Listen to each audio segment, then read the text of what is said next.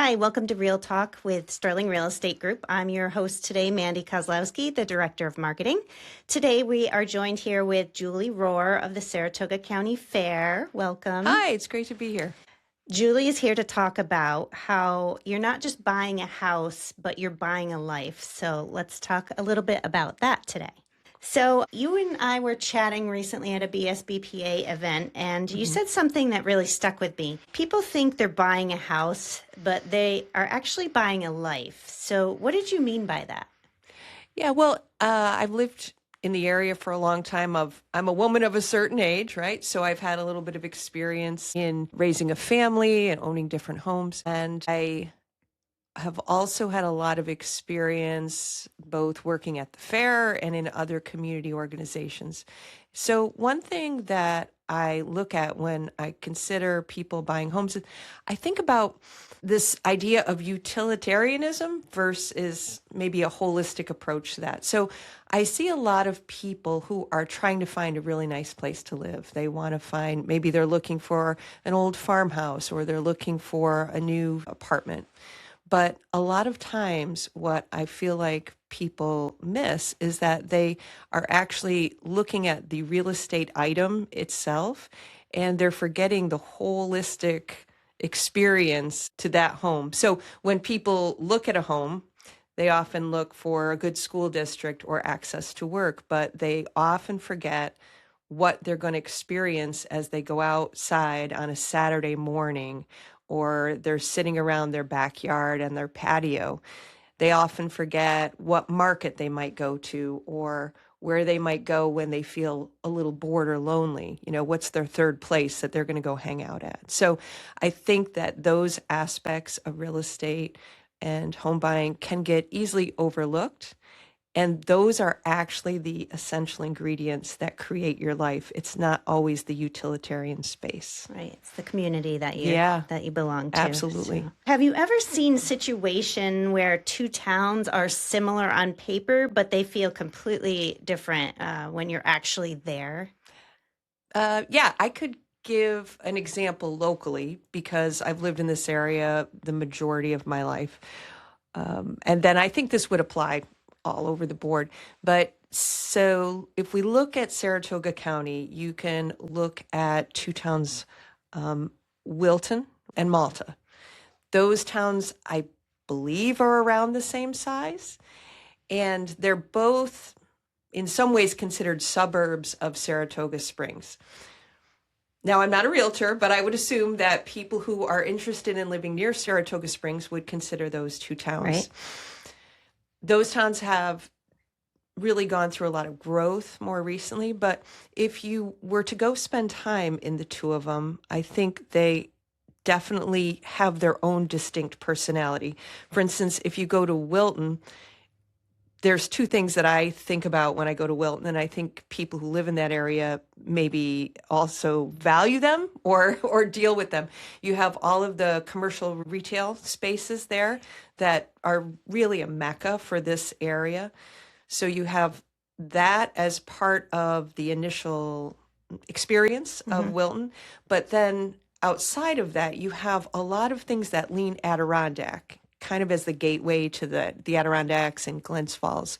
So you have people who prioritize things like nature trails and their Wilton Wildlife Center. I know they have a Carner Blue Butterfly event that happens every year. Yeah. Whereas when I look at Malta, it has an interesting thing going on right now because you have old Malta, but now that area feels like it's the tech leaning space with Global Foundries and other companies there.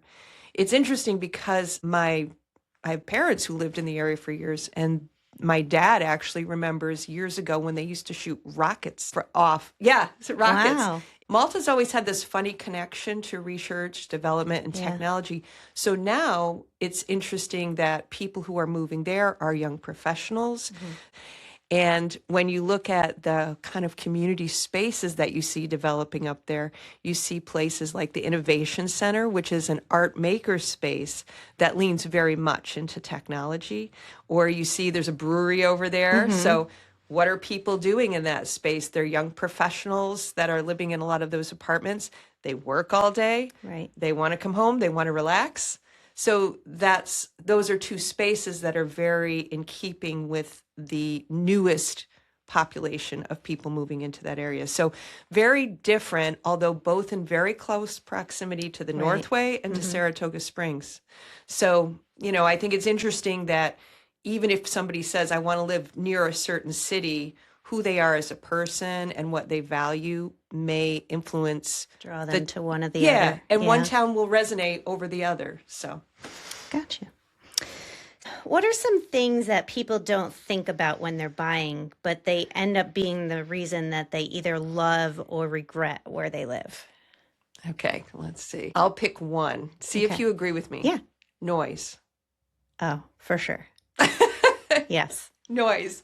Do you ever hear that from your potential clients and Yeah, it's amazing because sometimes we'll look at a house that's near a railroad track and people say, oh no, like after a while you just don't even hear it anymore. Yes. Meanwhile, that's all I hear. So yeah, it's everybody's kind of has their own preference. The airport in Geyser. Yeah. People say that, the noise bothers them. Rather, some others will say, I know summer's here. Like, I know when I start hearing, and that's when they feel like summer has really arrived. That's fun. Yeah. And I was laughing.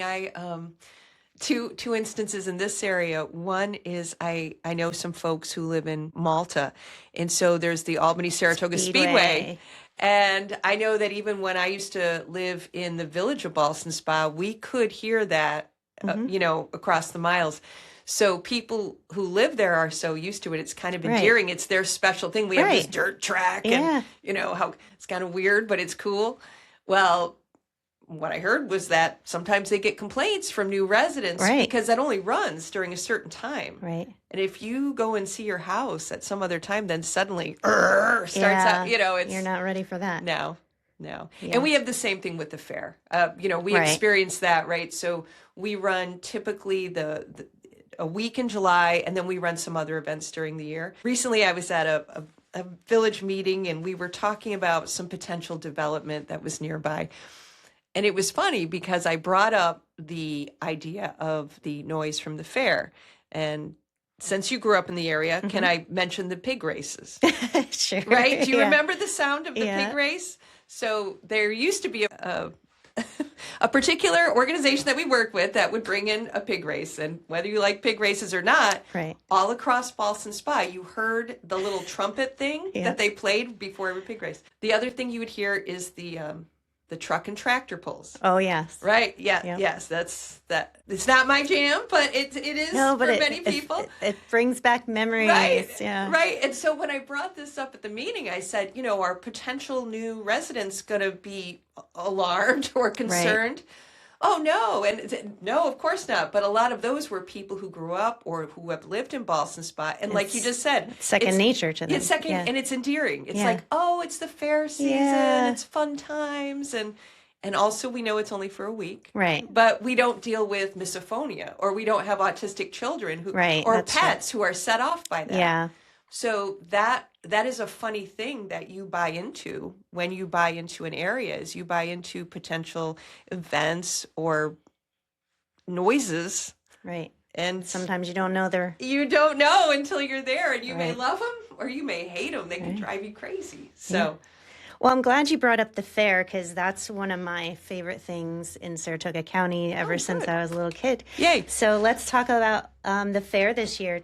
What can you tell us? Anything new and exciting, or what old classics are coming back? Well, I don't know if I'm at liberty to say this. We haven't started our advertising, but I can say there are some very American things that are going to happen for our 250th. Nice, yes.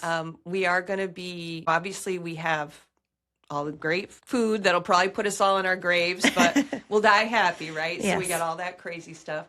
We have one thing that's interesting, actually, this ties back to our discussion. One thing that I don't think people know about the fair, besides you can get the crazy food, is that what the fair actually does is tries to really support and showcase local organizations. Mm-hmm. I don't think a lot of adults without children think about this. You don't. So I'm going to put a little plug in here. Yeah.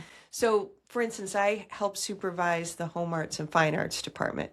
What we do is we bring in a lot of the guilds and clubs that are in the area, like the North Quilters Guild or the Hudson Mohawk Weavers Guild.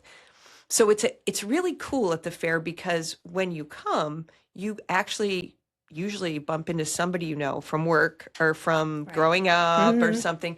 But then you can also find out about all these other local organizations that happen and do things all around. So that'll be there. We also are welcoming back a one-day rodeo this year. Oh. So that'll be fun. So you get your cowgirl era is going to be on Wednesdays. Okay. We have a lot of local bands that will be playing each night. One other neat thing we just found out is that we are going to be partnering with Special Olympics, and part of their equestrian events are going to be happening at our fair during Fair Week. So they will be down at the equestrian end of the fair, and those will be registered events so that they can qualify for larger competitions. So that's really special because we have a great community of special needs folks, and now that gets to be an active part of what we're doing there. So That's great. foam party. Oh, that sounds fun. I don't know. There's lots. There's lots of crazy, but also lots of good community. So Awesome. Yeah. Looking forward to that. Let's tie back into our questions here about housing. yes. Let's see. How does community identity actually impact home values or long-term demand? Okay, this is more your expertise, Yeah. but tell me if I'm wrong. You tell me if I'm wrong. This is my theory that community events, community feeling of being tied to your community is kind of like branding. So people have a loyalty to their brand if the brand is strong and it's Right. good and it's inclusive. I think about events that are sort of mutually shared, that are unique, and that are positive. And so if a community has those kind of magical things, people have a tight tie to that. So how does it affect real estate? Here's my theory. If a community has that, people want in. If they're just another utilitarian place, people might live there for utilitarian reasons, and then they'll move out just as quickly when they Right. find the next better house, utilitarian. Yeah, it's kind of like a pricing thing, but it's like a good brand. If you find a brand that you love, you're going to stick with them. Right. So, So Ballston Spa, as an example, is, we have such a quaint little village Yeah. here. There's lots of community events. Yeah. Families come out, and we have events for couples and, farmers market, which is good for everybody. So, I think having a community where there's so much to do, and that helps drive the demand for an area. yeah, there's secret events too, like local events. Did you Yeah. ever notice that? I just found out about one Okay. in Malta, which I've never lived in Malta. I've been around it, obviously. So I was on social media the other day, and everybody was going on about what's going on Route 9. Okay. I didn't realize that there was a parade that's held every year. Oh, yeah. And they closed down Route 9. Right. And a lot of the snarkier people were like, well, if you knew anything about Malta, you'd know that, I've lived here my whole life. I didn't know that. I right? never knew they had So that. that's like insider information, but that is something that obviously people are It's very important proud to about. them. And here, if you look on social, you know what people are starting to say is a village garage sale. Garage happening. sale. Yep. That's an unofficial, used to be official. Yeah. But that is like huge. That's huge because everybody comes out of their houses that day. And they all walk around. If they either have a garage sale or they go to garage sales. Right. So it's like old school. Yeah. We all get out of our houses, we walk around, we meet our neighbors, we just chit chat all day long. And that is really special. I remember my kids loving it when they got old enough to walk around with a pocket full of little money Oh, yeah. and go buy weird things. Like they loved that. Yep. So those little special sort of insider branded things, that's like the magic sauce. Yeah. And then people grow up and want to raise their kids there Right. because they had these idyllic. We did this as a child, and we Yeah. want to bring our kids Absolutely. to do the same. Share it. Absolutely. Yeah. And there's the problem, right? So we think that houses are the most important thing, but we forget that identity of a community is actually the most important thing. It's true. Some things to think about when we're looking for real estate. Yeah. What are some examples of things that make a town feel like home? I think this is kind of, we just kind of touched on some of that. Things buyers should really be paying attention to. Do you think I think, you have to look at your own, obviously, what you love right now, currently. I mean, do you enjoy getting out and doing nature walks? Are you an extrovert? Do you thrive in places with lots of activity? Or are you more introvert? Those kind of things, obviously. Then also, at this point, I think most home buyers, what are first-time home buyers? Like I looked up a stat, and this is why I'm asking you. This is not my field. I read that many first-time home buyers are around 40. Is that true, do you think? The market has definitely shifted. Yeah. I was 25 when I bought my first house. Okay. And that you don't see that much anymore because the price of homes it's much higher than it used to be. And so if you have home buyers, like definitely like you're making a commitment. You're making a huge commitment. So I feel like this whole conversation that we're having, that's more of a holistic view of what you're buying into. It matters more because people have waited that long before they finally decide I can do it. Yeah. And a lot of times those people, if they decide to have families, they're kind of having them right now. Their kids are younger, right? So they need to look at, are my kids going to be able to grow up here? Will we have neighbors?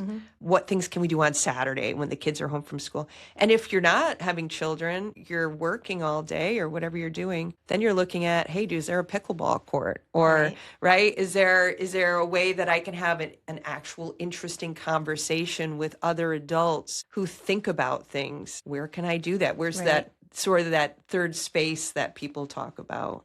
Where's that place here? Because I don't want to drive 25 minutes. Right. To go have a cup of coffee and discuss. I want to come home from work and just like relax. Yeah. So the community then becomes your extended living room. And if we don't take that into consideration, we all wind up living in our cells. We're all just in our home and this is my home and it's so great. Yeah. We need something. Yeah, we need to be able to fall back on our community. If someone is house hunting right now, how can they evaluate a town just beyond the price, the schools, the square footage? Yeah.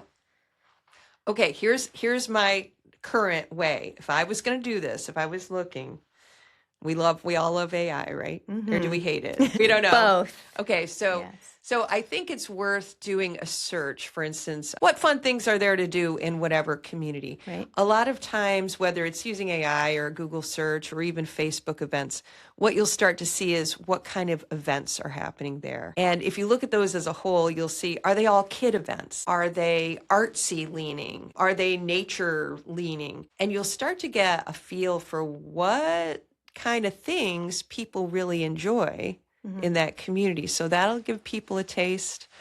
And then I think also looking up what are some of the, if you want to, I guess the term is traditional events that happen in that community. Like we mentioned the garage sale. We have the Christmas parade in Ballston Spa, which is a huge hit. The fair. So we've got those. But if you live over in Wilton, you are celebrating the Carter Blue Butterfly. So what are the events that people have that have been there for a while? And that'll give you a more personality taste of the community. And obviously, all the other normal things, you look at how long it takes to go to work and where's the closest grocery store. Yeah, maybe going to the local grocery store. Maybe attend an event in the area. I know it's tricky for some people, but you really need to get a feel. Taste of like what it's all of it. Yeah, I think it's more a feel than a just buying stats. a home. Yeah. Well, is there any one thing you wish every buyer understood before choosing where they live? I think that you need to look at this from a holistic view rather than, I realize price is number one, but also as you buy into a community, what life are you buying into? And that's a holistic picture, who you are and who you believe you are going to be in the next 5 to 10 years, right? At least. So I think that's important for buyers. I think for developers, actually, as they develop new communities, thinking of ways that they can build with wisdom in a way that meshes with the communities. And actually, I thought of one other thing that I should mention.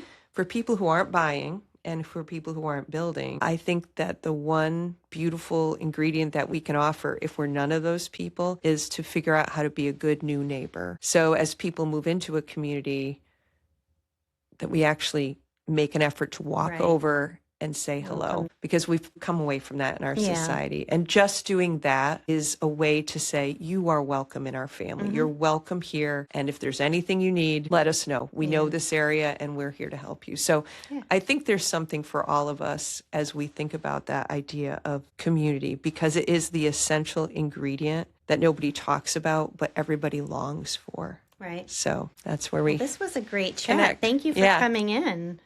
Gave us some things to think about.